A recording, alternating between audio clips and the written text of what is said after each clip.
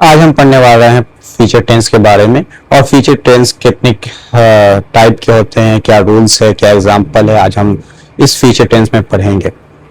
तो हम पहले लिखते हैं future tense. Future tense, future tense के चार टेंस होते हैं, जैसा हमने प्रीवियस टेंस में पढ़ा, like present tense and past tense में। तो पहला जो टेंस है फ्यूचर टेंस का वो क्या है? Simple future tense. Simple future tense, ये जो सिंपल फ्यूचर टेंस है इसके कितने रूल्स है, कैसे वो उस रूल्स पे एग्जांपल बनाएंगे वो पढ़ते हैं आगे। तो इस सिंपल फ्यूचर टेंस के भी तीन रूल हैं, जैसा हमने प्रीवियसली पढ़ा है, जो past tense and present tense में। सो पहला जो रूल्स है, पहले रूल लिखते हैं। पहला जो रूल्स है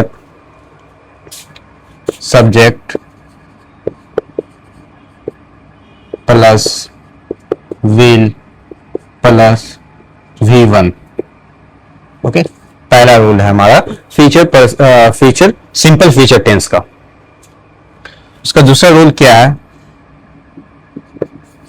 सब्जेक्ट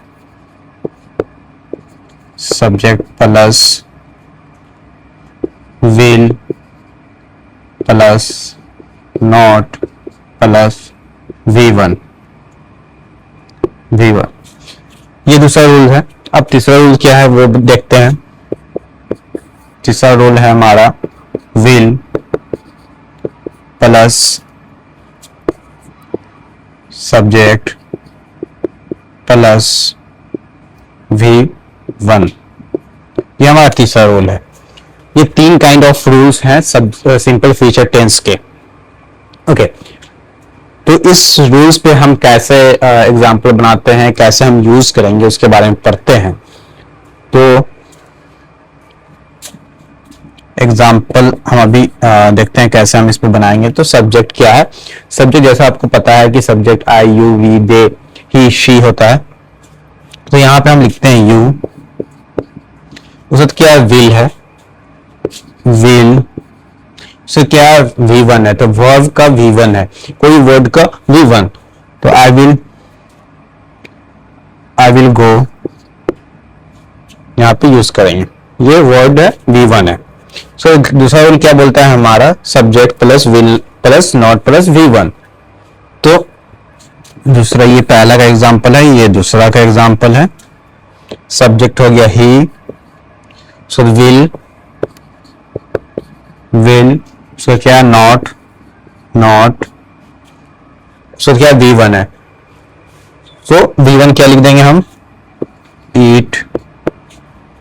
ओके, अब तीसरा रूल हमारा क्या है? Will plus subject plus V1।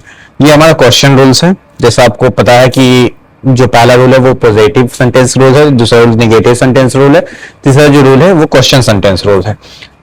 तो क्वेश्चन सेंटेंस रूल में हम विल लगाएंगे पहले।